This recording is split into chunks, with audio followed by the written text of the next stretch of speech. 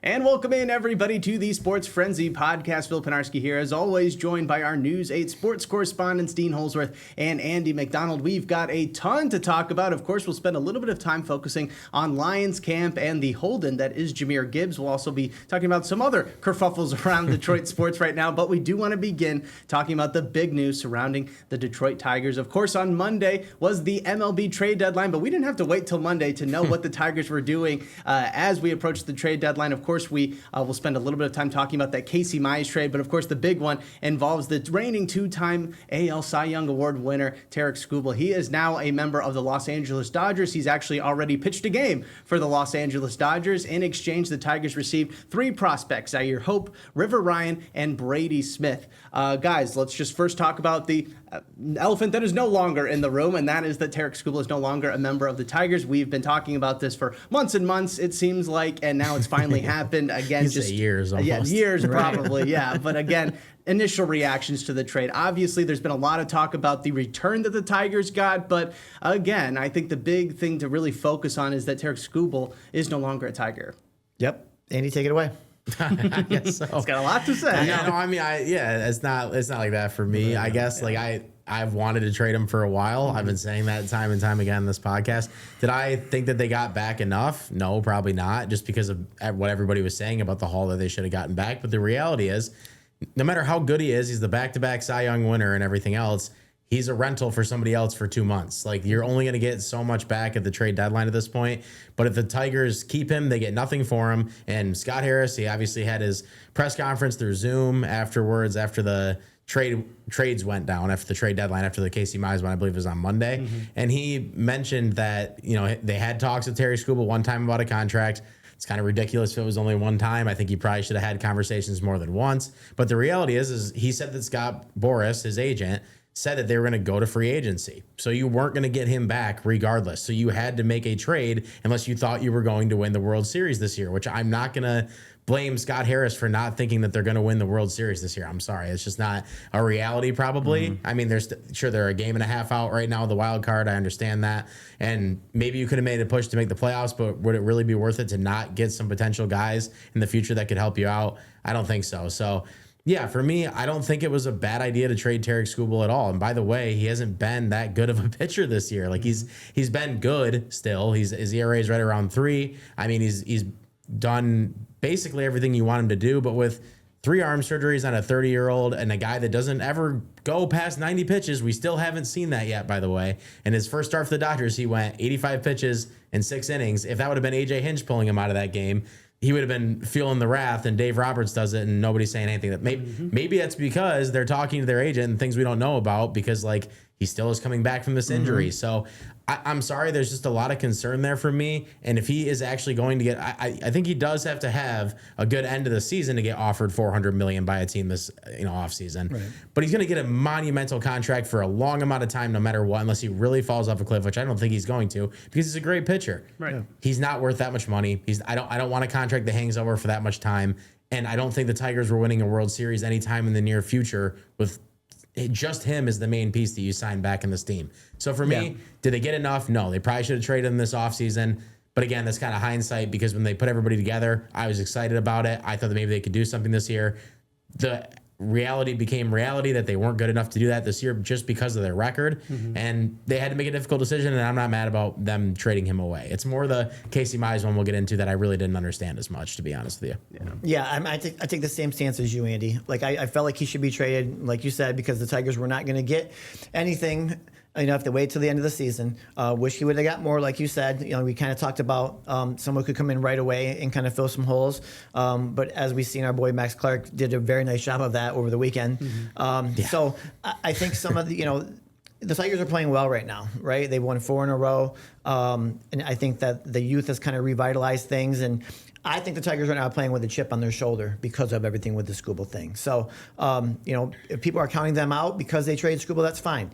All right, Tigers were 14-18 when Skubal and Casey Mize started a game. Okay, they're not going to impact. I feel like obviously they make an impact on the team, right? But they're not going to make that deciding impact that's going to get them to the playoffs. So I think all of that talk is just shouldn't be there, because one player is not going to help you win a division, make the playoffs. And I think, I tell you what, I love Zaire Hope. I watched him play against the West Michigan Whitecaps for a couple years, and that kid has a lot of potential and promise. I'm looking forward to him hopefully being in Tigers uniform next year. Yeah. Yep. And I think that is something that a lot of people have kind of been sharing. Is sort of the same thoughts. Is that while it was unfortunate that Skubal, had to get traded, it was something that had to be done. And of course, you would like to see a little bit more, a bit of a return, given the fact that he is the reigning two-time Cy Young Award winner. But you got to think that other teams knew that the Dodgers were really into that, really into bringing him in. Again, you're not going to really be able to outbid LA right now. And again, he's made it pretty clear that, like you guys said, that he wanted to be a free agent. So you had to do something, avoid being left with nothing at the end of it all. Yeah. Again, let's kind of move into the Casey Mize trade just a little bit. And we'll kind of circle back around because, again, he got traded to the San Diego Padres for Cash Mayfield, Jackson Wolf, two other, prospect pitchers. So, again, I'm just wondering, the Casey Mize thing, also very surprising. We thought he might become probably the next ace for the Tigers. Now he's gone too. I mean, why was Casey Mize, I guess maybe not even on our radars as possibly being traded? I definitely think that he was mentioned as someone that they could get let go. Yeah. As Andy and I kind of discussed, I don't understand really why though. You can look at his past injuries, history. You can just, maybe they just think he was just that ace starter, right? Yeah. And I think if you looked at the job that Troy Melton's been doing this year, he's the best pitcher on the Tigers right now. Right. He's been, and especially last night against Seattle. So I feel like they felt they had some younger guys who could kind of fill the role of a Casey Mize and Tarik Skubal, and that's where they kind of landed. We can win without those guys, and unfortunately, I don't think you're right, Andy. They didn't get as much from Casey Mize as I would have liked as well. Padres went after him, and they got a consistent starter now that they can help. Have a good season toward the end of the year. Yeah, he's going to be a free agent at the end of the year, so maybe they try to do something where they did like they did with Jack Flaherty. Bring him back. But yeah, Casey Mize isn't a top end starter, but I think he got him to the point in his career where obviously when he was drafted, everybody wanted to see him be the number one starter because he was the number one overall pick. The reality is he did. Over the last 2 years, he's turned himself into a pretty good major league pitcher. I view him more as the number 3 in the middle of your rotation. I don't think he's necessarily he's not a Tarik Skubal or anybody like that. But what I do think is that he's definitely worth walking up to and saying, do you want to come back to Detroit? Like, if we offered you this much, would you take it? I not offering him any kind of, qualifying offer or anything to any deal for the future going into free agency or try to extend him now while he's still on the team is kind of crazy to me. I feel like he was a valuable arm for this team and could have been going forward if they would have been able to keep him. I think he is going to probably be a little bit overpaid, but you got to do that with some players. That's just the way that it is. I think he's probably going to have his contract start with the 2, and because you could look at Jack Flaherty on their team, he's getting paid $22 million to not be as good as Casey Mize has been. That's for sure. He's going to have a fight for that for sure. Maybe the Tigers don't want to pay that much. Fine. I think that you should have still at least went to him and made that offer and tried to see what you could do this year. Maybe they do that in free agency. Like I said, they might have been trying to pull a couple prospects back for free, essentially, right? With the trade, if they're not going to do anything this year anyway. But yeah, I would like to. That's the thing. So, Dean, what you said about those two not making a difference between them being good or bad. I definitely think this year they still make a difference. We're going to find out soon that Troy Melton can't pitch every single night. So it's not like they're going to not be. They're going to struggle a little bit without these two guys. They did make a difference. Like Tarik Skubal is a great pitcher. Casey Mize is a good pitcher. Like those guys were good. But at the end of the day, I'm not too upset about them getting rid of Skubal because of what the cost is going to be at the end of the year. Casey Mize, I just feel like you could have maybe worked out some kind of deal that wasn't going to be ridiculous. It was going to be more along the lines of what they want to do when it comes to these deals. But I think they have a lot of confidence in Jackson Jobe coming up, who's going to start this weekend, and we're going to be able to see him for the last couple of months of the year. Yeah.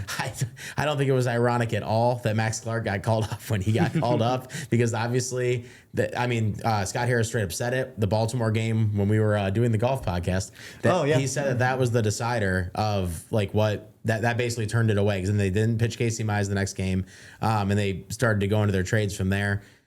Do you believe that though? that one game was the deciding factor. I do think to a certain extent it could have, because of how many games they were out. I think if they would have been this many games out of the wild card right now, I think that he still tries to go for it because it's what he set out to do. Right. I think Scott Harris does have a good relationship with all these players. I really do think that. I think that he likes like the guys he's drafted.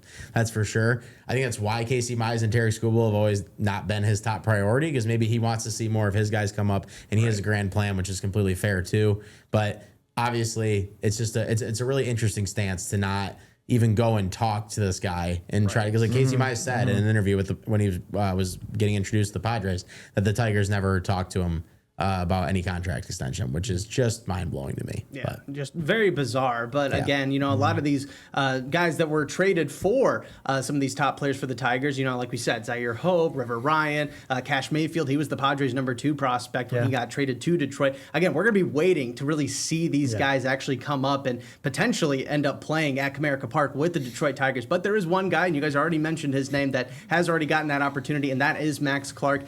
He's been playing pretty well since he's been caught up. He hit his first major league homer. He had 3 hits in his first ever game against the A's there. What have you really thought about his short stint right now in the majors? Kind of what we've all been really hoping for, at least. Well, that's where you have to give Scott Harris credit, is the fact that with the position players, you're really starting to see it right now. I'm not going to overreact to Max Clark yet. He struck out 3 times last night in Seattle. He has gotten on base 10 out of his first 16 times, which is really impressive. Yeah. He did play some great defense last night in Seattle, made a really nice sliding catch, got to a ball deep in center field too.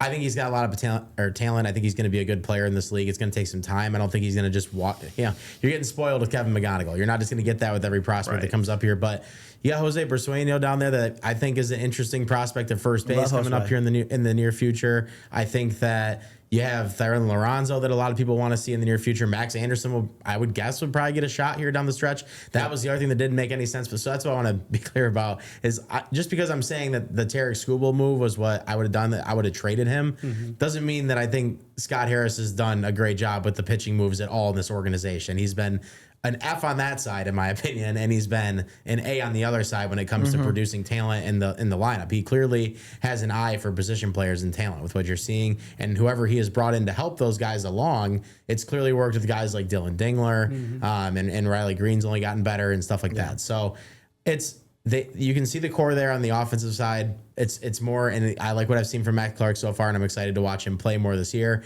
But not even trying to trade Gleyber Torres when you got guys like Hao Yu Lee and Max Anderson. I was confused why he didn't get traded, because you're not going to get anything back for him. He was talked about. Yeah, for sure. Towards the end of the deadline, I wasn't seeing anything. I was just surprised that nothing happened with him. You got Kenley Jansen, and maybe neither one or nobody wanted either one of those two with Finnegan and Jansen. That's completely fair. But it's just, the pitching part still scares me with him, and him making the decisions in the future for that when he signed guys, because it seems like he's trying to develop hitting and he's trying to buy pitching, and the buying the pitching, he still went a little bit cheap on that side of it. And the 2 deadlines, the one thing that frustrates me the most with both of them with him is that last year he kind of half bought with Chris Paddock and Charlie Morton and anybody else, the other 4 guys that sucked. that happened, and then this year he just sells Tarik and Casey, but keeps a couple other guys that you probably could have got prospects for no matter what. If someone would have given you something for Gleyber Torres, you can't convince me that wouldn't have happened. So it's just, I feel like he's putting his foot half in the water with some of these moves, and that's where I think he does need to do a better job going forward, especially in the pitching side, because we can't have any more signings like Kenta Maeda, Alex Cobb, Justin Verlander, who hasn't pitched at all for us. Those are the main problems for me. Yeah. So. Yeah, just to kind of add to Andy, I am excited to watch Max Clark as well. I think he has a ton of potential. Saw an interview with his wife and his mom talking about how Max just doesn't let the pressure kind of get to him, right? He kind of embraces it, and so I don't think they were surprised at all by how well he played in Oakland, because this was his goal. You saw that picture when he was little. He had a Tigers uniform on when he played Little League. So he adds that kind of electricity to this young team, and I think that it's only going to benefit him to play the next couple months. And like Andy said, the young prospects coming up, I think the future's just going to be bright for this offense. Yeah, if they get Bersueño in there too, it's kind of like a reunion from the Whitecaps, honestly. You can go position by position right now, and you can see a path where they have somebody for every position. I'm not going to that's not all going to work out. Like, let's be real. Right, They're right, going to have to add somebody at some point from the major leagues if they really want to make it all work. But you can see a path for a lot of guys right now that it's like you can see that side of it, which is exciting. It's just, you don't want to go back into a rebuild completely. So no, don't want to go backwards. That's where it's frustrating to not really know the direction of what Scott Harris is doing. And hopefully this offseason we see a little bit more of that. Right. All right. Well, just, kind of putting a bow on this whole sort of topic on the Lions. The Tigers, I should say. We'll talk about the Lions in a sec. But with the Tigers, again, 4.5 games out of first place in the AL Central, game and a half out of that last wild card spot. They, made some big moves to make you think that they're sellers, but again, they're still right there. They're on a 4-game winning streak. What are the chances that the Tigers find their way into the postseason? I'm up to 85%. Really? Okay. Yeah, I said that. I've said that all along. I think the Tigers are going to make the playoffs. And so the trades haven't impacted. No, the trades have not impacted me because of, like I said, the guys who have kind of, I feel, can fill in for those guys. Maybe not to the extent, but they can still do a nice job. And they've been pitching so well, and the offense is coming around right now. So those are the reasons why I think that a playoff berth is imminent. I'd say that I'm 50-50 probably, right about the middle. I think that they're close, but the problem is they still don't have a bullpen. And they did lose 2 key arms, which does matter because if you have to give it to the bullpen earlier, it's definitely not going to go much better. I think the one reason they could make the playoffs is because what we're seeing from the offense is just outstanding. The power that they've had since the start of June and the amount of runs they've been able to drive in. If they can keep that up, they can keep up with a lot of teams. And maybe they can win some games. If they get into the playoffs at all this year, at this point, it's a bonus because then you feel like it probably sends them into the offseason some momentum and a reason to, buy. So that's why I think that you would be hoping for, and we'll see what happens. But yeah, it's definitely it's a tough AL. It's not a good AL, but there's still like 6-7 teams. 6. I think 5. I think 5 or 6. They're still bunched up with them there in the middle, and that's where it'll be tough to see if they can actually be the best team out of all. But they have one of the easier schedules. Yeah, for sure they do. Yeah, there's a total of 6 teams that are within 2 games of that final wild card spot right now. And again, we've got less than 50 games left in the baseball season. It's not impossible that the White Sox bomb out either, by the way, also because true, yeah. they're only 4.5 games up on the Tigers in the Central. So there's a lot of possibilities. There's still definitely a lot of reason to watch these guys. One series, can make a huge difference. There's gonna be guys pitching for jobs and playing for jobs, including not just in their lineup, but in the pitching staff too. So I would never count them out. That's for sure. All right, guys. Well, let's take a quick break here. And on the other side of that break, we'll get into a little bit from Lions camp over in Detroit. So stay tuned. We'll be right back. Welcome back, everybody, to Sports Frenzy. We're shifting away from the Tigers and heading on over to the Lions camp right now. Of course, off-season camp getting underway. Preseason will be here before we know it. The regular season will be here before we know it. But again, the talk all about Lions camp right now is what's going to happen with star running back Jahmyr Gibbs. He is a hold-in at Lions camp right now. And honestly, some new information from the Atlanta Falcons might be playing a little bit more into the negotiations going on in Detroit because the Falcons just signed their talented running back Bijan Robinson to a 3-year extension worth $75 million, making him now the highest paid running back in NFL history. Obviously, well-deserved for Bijan Robinson. He's another great talent, but so is Jahmyr Gibbs. So again, a guy who, similar skill set, similar production. It feels like similar fantasy impact even as well. How does this new deal for Bijan Robinson really impact these negotiations, contract negotiations with the Lions and Gibbs now? I think that makes it very difficult, right? Like I had someone bring up the fact, I think yesterday, like, why weren't the Lions the first one to give Gibbs a contract? Yeah. Right? Because now Gibbs, his agent, they're going to think, hey, I'm as good as Bijan Robinson. I should be getting paid as much as Bijan Robinson or more. If the Lions would have got a contract with Gibbs before, then they would have put Atlanta in that kind of, decision-making process where now, Bijan's going to be like, well, I'm better than Gibbs. So I think the Lions only hurt themselves by kind of waiting on a contract extension with Gibbs. But I do think it will get done. It's just going to be a little bit pricier now. And the fact that Bijan, obviously, he's making more a year than Saquon Barkley right now by a little bit is crazy. But I think Gibbs is going to want as much, if not more, than Bijan. Yeah, I know. I do agree with that. It's about where the market is when this kind of stuff happens, and this is where the market is now. So I think a lot of people, even in this state, would make the argument or even agree that Bijan Robinson is the better of the 2 running backs. That doesn't really matter. Like, if the market is what it is and you have as talented a running back as Jahmyr Gibbs, who's like right there with him. Yeah. I think that you're going to have to pay him that much money to get him at this point. I mean, it'll probably be like a couple million more or something like that. That isn't, it's like pocket change essentially at that point is what you would say. Just because he has to get more, right? He wants to be the highest paid running back and he wants to hear that title. But the Lions have to come to an agreement. It's not if they'll come to an agreement. They have to come to an agreement, because if you lose Jahmyr Gibbs, you lose a lot of your offense. You're all of a sudden looking at a completely different outlook for this year. In my opinion, it definitely changes the grand scheme of things. They obviously have a lot of pieces, but he's a key piece. They've called him the bell cow. He's important in the locker room with everything. He's pretty good with all these guys, and I'm sure they want to get him back out in the field as soon as possible. So I'm sure they're working towards it. I mean, a lot, and every insider that you'll watch on NFL Network and stuff, they've all said that there will be a deal done here. Right. It's getting close. We're just not exactly sure when. So it'd be an absolute shock to see anything else. But yeah, you need to get it done. I mean, he's a huge part of this team, and if you don't, that'd be crazy. But yeah, Bijan's at the table. Bijan deserves it. I mean, the one difference is like Bijan pretty much has better numbers in every category.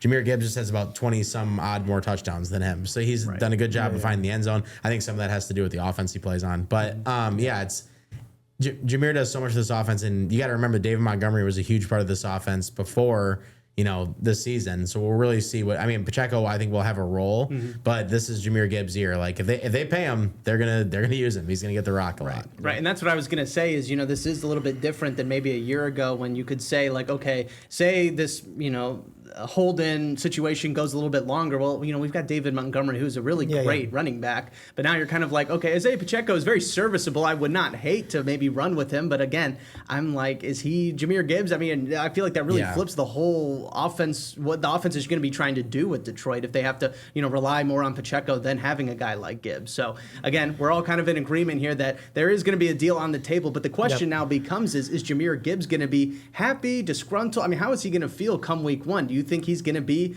a happy line, getting that deal that he thinks he deserves and, actually was able to negotiate for? Is he going to be a little disgruntled maybe come week one? He's still on the Lions, he's still helping out, but he's looking maybe to the future about possibly leaving. Or, could this all really blow up and the Lions decide to just get rid of Gibbs altogether? I mean, where do we really view Jahmyr Gibbs come week one? I mean, a happy lion is one that gets fed, that's for sure, right? So I think he's going to get the money. So as long as he gets the money, there's no reason for him to be disgruntled, I don't think. Like, this is just business. I think he at least understands that side of it. Actually, he was, passing reporters the other day, and they kind of were all like asking him questions, and he said it wasn't about the money. It's the biggest lie I've ever heard. It's 100% about the money. Like, obviously, he doesn't want to get hurt either to screw up his contract, but it still feeds into the money that he wants. So it's all about that. If he gets the money, he'll be good, and he'll play for this team. I think he does want to play here. I think he likes Detroit. I think he likes his teammates. He likes the organization. They're the ones that traded up to draft him and give him the chance in the first place. I can't see him being disgruntled week one if he gets paid. If he doesn't get paid, we're talking about a completely different situation. Who knows what you're going to get at that point? And at that point, I think he even has a right to be that way about it. But yeah, we'll see what happens. But I think they pay him, and I think he's fine. Yes, totally agree. He wants to get paid his value, and his value is great. And you want him to be a Lion for the next 6 years, because I think he puts the Lions in an opportunity to be competitive for the next 6 years, right? So you don't want to lose that, and who's not going to be happy swimming in a pool of money, all right? So that's, he's going to be happy. He's going to be a happy Lion. And I think there's going to be no hard feelings, and we're just going to move on, and for the next 6 years, and hopefully have a superstar on our hands. Yeah, no, again, but it feels like there is kind of this running gag right now with Detroit's teams, and having some disgruntled stars right now, and trying to work out what to do with their futures. I mean, obviously we're talking about Gibbs right now, but we've spent quite a few episodes talking about the Dylan Larkin situation with the Red Wings. We've also spent some time talking about Jalen Duren and how he still has not signed with anybody, including the Pistons, and we're in the almost middle of the offseason for the NBA right now. So the question to you guys is, which Detroit sports kerfuffle, I guess, really gets figured out first? Is it Larkin and the Red Wings? Is it Gibbs and the Lions? Is it Duren and the Pistons? It's got to be Gibbs and the Lions. Yeah. I mean, I think Gibbs and the Lions gets figured out first. I think the more interesting one is between Duren and Larkin. I don't know which one of those two gets figured out first. I mean, Duren thinks he's LeBron James or something with the amount of money that he's asking for. Maybe the question should be, which one will end last? Which one's going to last? I don't know. Honestly, I think the Duren one will end last. I'm going to go with Dylan Larkin, as sad as that is to say. I think for me, like, they still don't have a general manager yet. Like they still haven't made that decision. Like Steve Yzerman is still probably making some of the decisions that they have to make because he's in, upstairs doing whatever he's doing up there. So I don't know, I have no idea what's going on with that organization in general. And I have no idea what prompted the issue with Steve Yzerman to step down and everything else. It's a mess there. So I think it's going to take a while for that. Whoever does take over at GM, they're saying maybe it won't happen until September is what I've been hearing a lot. And if that doesn't happen, that's crazy, man. We're talking about months at that point without having a GM and you're stepping right into camp and everything. Mm-hmm. I think that one takes the longest. I think the Pistons do figure it out with Duren at some point here. They have to, right? I don't know. Yeah. I agree on all accounts. Yeah. I think Gibbs gets signed in the next week. If you don't figure it out with Duren, what do you do? I don't know. Reed saving the day. Yeah, exactly. I can't be without making any other signings this offseason.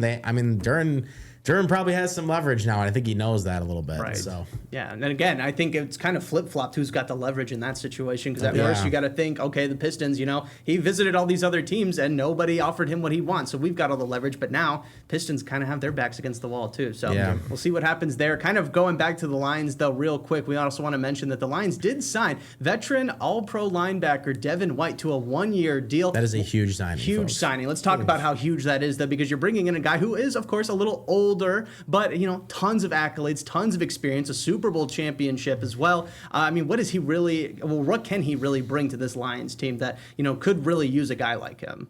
Yeah, I think he brings experience and, leadership to the locker room. Those are two things, and he's a very talented football player that I think is going to really, really help the Lions on the defensive end. You got him and Jack Campbell out there, together. Oh my goodness! This is a pretty good pairing. That's a very good pairing. So still got Derek Barnes and stuff. Yeah, Derek Barnes. Obviously Malcolm Rodriguez had the little injuries. It was kind of a low key thing that that was not a little bit under the radar. But no, I didn't even know he was actually a free agent. To be honest with you, right. So I think he's going to provide a lot for this Lions defense this year. No, that's a huge move, man. He's right there with Jack Campbell last year and one of the leaders in tackles at the position. So he's someone that you want to see on your team. He's not only a veteran that's played a lot. He still is playing at a high level. So he's the kind of player that you want to bring in, especially to replace a guy like Alex Anzalone, who did so much for this team. I feel like he was a leader in a way. It doesn't surprise me that Brad Holmes went out and made a move like that and found a guy like that. I love the pairing. It's a really good signing. Yeah, I remember when Devin White first came into the league, I was praying that my Raiders would draft him, and instead they went with somebody else who I probably wasn't even on the team past 2 years. Yeah, right. So again, great to see him on the Lions. It's gonna be an exciting time, and we're gonna be following along. Well, just like everybody else right here on Sports Frenzy. But that is gonna do it for us on this latest edition of the show. I want to thank Dean and Andy so much for stopping by as always, and I want to thank you all so much for tuning in. And we hope you have a great rest of your day, and we'll see you again next time.